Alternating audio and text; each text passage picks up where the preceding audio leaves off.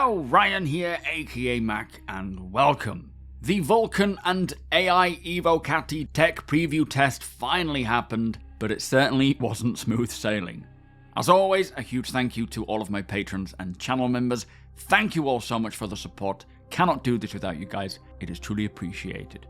So yesterday, the tech preview channel opened up finally for the Vulcan and AI changes, which was supposed to be open for about 4 hours, but unfortunately it seems due to issues with servers where it was practically server erroring every 2 minutes, it was shut down again 2 hours later. So I don't think there was a lot of results about how impactful any of these changes were, but we did get to see what the changes were with the patch notes, and there were some juicy sneak peeks as well that I will run through today.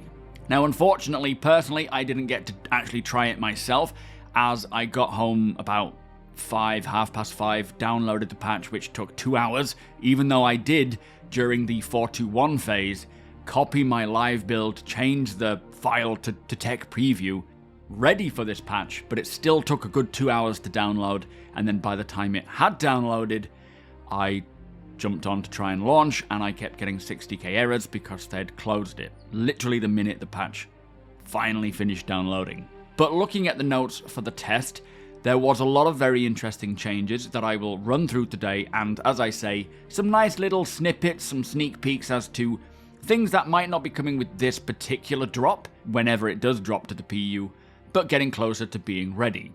Now, first of all, they did ask players to just play as normal, spread around the verse, and play as they usually would, try some FPS missions, group up, and basically test how they would normally play the game. Again, most people, if not everybody, didn't get the chance to do this, but they did also highlight that there was quite a bad known issue where players are unable to take items out of their inventory kiosks, which of course is going to heavily impact anyone's ability to test FPS anyway, as they would have to loot anything they found.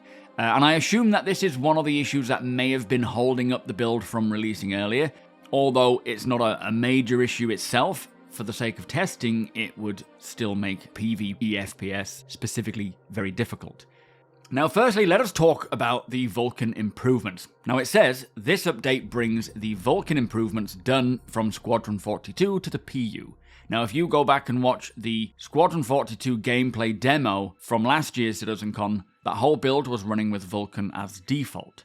So for this test, there has been a lot of graphical and engine optimization, so the game, they say, should be more performant in certain situations, plus Vulcan is now default in this build, and we shouldn't need to set anything else graphically, but they still gave the option to switch back to DX11 if they wanted, but that would obviously require you to then restart your game and likely sort your shaders out again.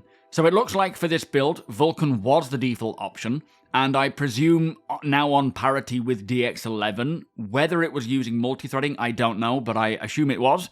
What was very interesting though was that there was a new line of information when you brought up the console command stats in the top right hand corner that said GI off, reflections, half res, and hardware tracing. Now we know that Cloud Imperium are heavily working on global illumination, which is what GI is, and ray tracing, and although global illumination is set to off, it shows that they are now tracking it for when it is ready to be tested. But it is really exciting that they are working on hardware tracing, and they have this, I suppose, partially implemented. I don't understand it myself, but either way, having Vulcan enables global illumination and ray tracing, so it looks like it won't be too far behind Vulcan coming in, and I just cannot wait to see what Star Citizen looks like with all of this turned on. Now, one major improvement to this update that I think most people are going to be very excited to see is that it brought with it a ton more graphical options to choose from, like object detail, object view distance, texture quality, texture detail, ground texture detail, texture filtering, shadows, screen space shadows, gas clouds, fog, water caustics, post effects, and video com options as well. Each one ranging from low, medium, high, very high, and I think there may have even been an ultra option there, but this is something that we have all been needing for a while. And for players with low to mid PCs, it looks like soon there will be the option to reduce various graphical settings to get better FPS versus visuals. So very happy to see more choice here. and alongside more focus on performance overall from the R&D team, as we heard about in the latest monthly report, it should make the game more manageable for everybody across the board. Now, other areas that Vulkan seemed to help in was with characters apparently looking night and day better than what we have now, with, I suppose, potentially improved texture resolutions, and also a subtle blur to the edges of the screen when you are wearing a helmet. Now, I am obviously very happy to hear that these characters are looking much better. I haven't seen it myself, unfortunately, but at times in the PU right now, both NPCs and players can look pretty bad, especially in certain lighting conditions. And of course, you look at Squadron, they look phenomenal. Not to say that the PU will ever look as good as Squadron, because that is a different kettle of fish altogether, but it should bring a lot of the improvements there to characters over to the PU as well, and hopefully just make everybody, both NPC and player, look much better. But for helmets, it sounds like they are slowly bringing in more distinction between when you are wearing a helmet versus not. Now, there are many ways that they want to create a better distinction, like audio, for example, visuals like the visors getting scuffed when getting damaged, UI and boot up and shut down sequences for your UI, the blur, of course, and restricted views on heavier helmets that offer more protection.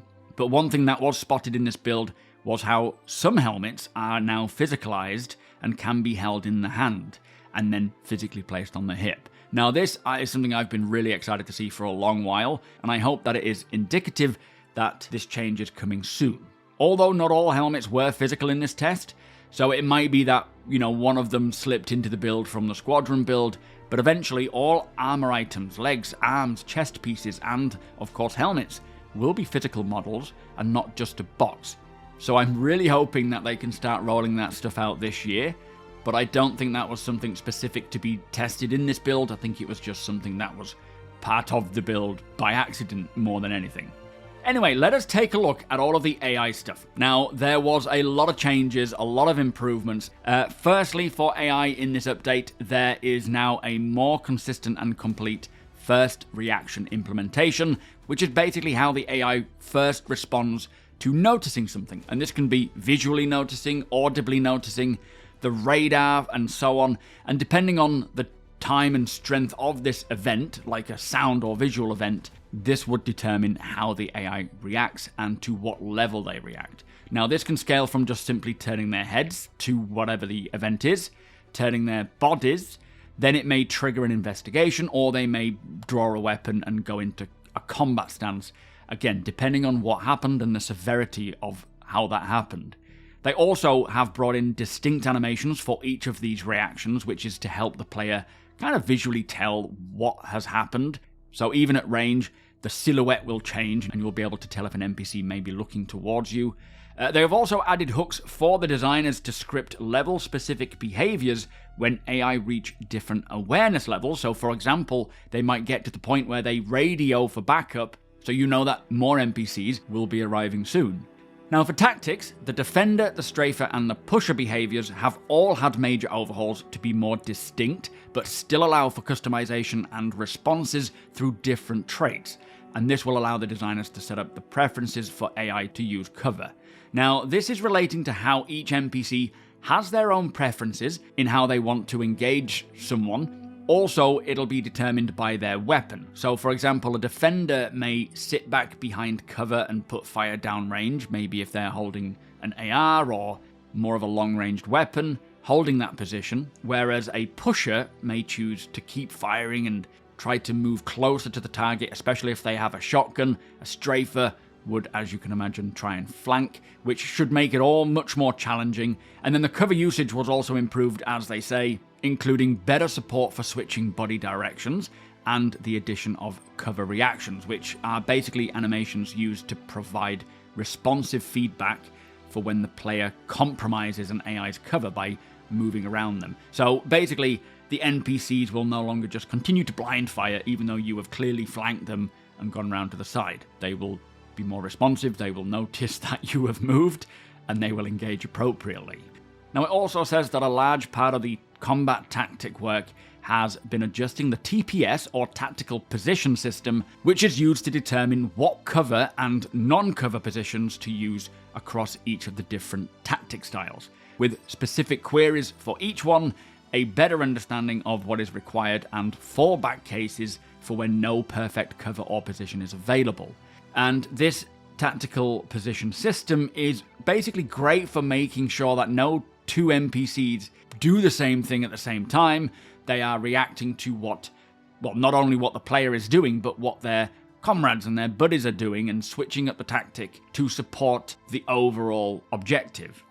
And again, this should make NPC engagements so much more difficult, or at least more challenging and more varied, with more realistic behaviors. Now, Cloud Imperium have also spent time to integrate other behaviors into the AI, as we saw at CitizenCon a while back, like ammo management, so knowing when it is best to move to cover to reload, pick up ammo or switch to a sidearm. Grenade throwing has been improved for NPCs, which they will use to try and flush out a target from cover. Also, grenades now should work more consistently. They have built-in timeouts, so a group of NPCs won't all throw a grenade at the same time. There'll be a bit of a cooldown. Grenade collision has been improved, and they have implemented functionality to explode a grenade if it is dropped. So for example, if an NPC is about to throw a grenade and they pull that pin, if you shoot them before they throw it, they will drop the grenade at their feet. Now, medical behavior has also been improved for NPCs to ensure the animation flows for medics more consistently across reviving, healing, and so on, which is excellent because this means they will actively help each other, and you may think one of them is out, but they'll get revived, and yeah, you've got to make sure that you're putting those NPCs down properly. And this is referring to NPCs, not player medical improvements, which we will speak about in a separate video. I'll touch upon it a little bit at the end of this video, but I feel like it might start deserving its own dedicated video. There is also a lot of weapon handling improvements in this tech preview test, with AI being able to use the various fire modes for weapons, even the volt beam and dynamic conditions like overheating, and improvements to aiming to support the target being partially behind cover. So a lot of this stuff is obviously fundamental stuff that you would just expect in any game of this standard where AI is concerned, but there is also a lot of nuance and subtleties that are required for a game like Star Citizen, making the NPCs very capable, which in turn will not just drastically improve the overall experience in the verse from a FPS standpoint, making any of these missions that we have more enjoyable, but also from the side of protecting the players from other NPCs, from creatures, and of course from other players. So eventually removing the armistice zone because NPCs are capable of doing their job. So really happy to see much more of what we have been reading about in the monthly reports for what must be a few years now, finally getting into our hands and testing it, starting to make its way out to the verse. Obviously, we didn't really get to test it, so there's a lot more to be done there, but it's coming. Now, a lot of what we are testing here is probably to directly benefit Squadron, so when Squadron releases, the AI have had a thorough test from all of us. The same goes for Vulcan. Testing Vulcan out across the whole player base's range of PC hardware is not something many games get to do before a big launch, and with Squadron 42 releasing next year, fingers crossed, this really helps them to optimize and fix any potential issues that Vulcan can cause, that they just cannot gather that data internally. It is also great to see Squadron bringing us Vulcan and AI updates while we are providing feedback and helping them to gather data to help get Squadron released. Now, it was also noticed that there was an emissions radar seen whilst in first person, so a good sign that the FPS radar and scanners are close. I'm really hoping that this is a this year thing. But for me, there is so much to get excited for with this whole test. We've got the Vulcan integration to hopefully provide multi-threading support, far more graphical options to support a wider range of PC hardware, improving it for those on low-end, mid-end, any range really, opening up the potential for global illumination, ray tracing, both hardware and software, improved graphics in some areas as well, more stability, and with all of this AI work coming along, making PvE fights more challenging, the potential for NPCs to actually provide substantial security for the player population, where necessary, not everywhere, but also helmets and armor slowly becoming physical. And of course these FPS radars making their way along as well. Unfortunately, with this test having a lot of server errors, not a lot of it was even remotely tested, so I do suspect we will see at least one more test for this tech preview once I have had time to fix whatever the issues were. Chances are there will be a few more tests before they push it out of the Vulkan testing window and open it up to other backers, but things are coming along. And very briefly now, just to speak about the medical updates, we appear to be getting quite a lot of teased medical changes more and more. We know the Apollo is releasing next month in September. We got a sneak peek of a Brentworth Clinic regen station, which I assume is to bring in limitations to being able to regen in the field, where you will need some form of resource to actually perform a regeneration, so you won't just be able to keep regenning over and over again without any consequence. Plus, I am hopeful for more quality of life changes, tweaks and balances as the regen crisis narrative continues on throughout the year, and again we get the Apollo. There's a lot of cool stuff coming out, not to mention, eventually, one of these days soon, I would think, a tech preview channel opening for engineering, and CitizenCon in a couple of months. Oh, there's just so much to talk about. Anyway, that is it for this video. I am still working on the video that will break down the recent Star Citizen Live about all things ships and vehicles. That is going to be a long video. It's going to take me a little while to get that out, but there is going to be a lot of little snippets in there that you don't want to miss out on. Don't forget the TOBII Eye Tracker 5 is at 20% off right now. It is the best deal that I have seen personally, so if you are interested in picking one up, now is a good time to grab it, but do not worry, there will be more sales throughout the year, especially at Christmas time, and using that link will take you to that deal, but it will also provide my channel with a direct kickback, so it is much appreciated to everyone who has bought one already. Same goes for the impound. If you're buying anything from the impound or GameGlass, using my link will get you a good old discount, plus it does help to support my channel, providing me with that direct kickback, so it is much appreciated. If you do enjoy my videos, please do consider subscribing and helping the channel to grow. I will be live on Monday, Wednesday, and Friday between 2 PM and 6 PM BST here on YouTube and over at twitch.tv/SuperMacBrother. You are all more than welcome. It is a great place to hang out or even join us and take part with the org. Hit the thumbs up if you don't mind, it does the channel a big favour, and tick that notification bell if you'd like to be notified when my videos go live. Again, a huge thank you to my patrons and channel members. Thank you for the support, thank you for watching, and I'll see you in the next one.